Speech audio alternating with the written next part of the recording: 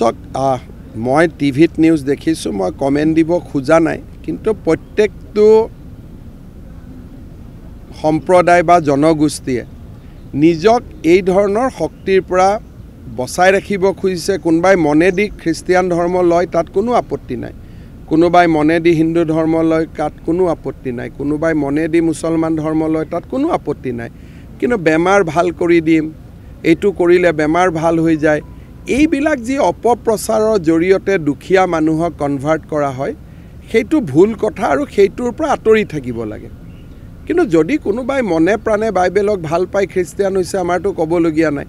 কিন্তু যদি আপুনি গৈ পেলাই পেৰাচিটামল থাকেই পানীটোত, সেইটো পানীকে পেৰাচিটামল মিক্স কৰি পানীটো খুৱাই দি কয় যে মোৰ বেমাৰটো ভাল হৈ গ'ল, সেনেকুৱা কৰিলেতো ভাল নহয় না। কিন্তু মৰাণ জনগোষ্ঠীৰ এটা চাওক, এইটো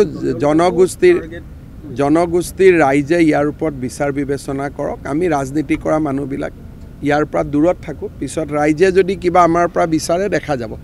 বৰ্তমান এইটো জনগোষ্ঠীৰ ভিতৰৰ সমস্যা, আমি তাত মাত মাতিব খোজা নাই।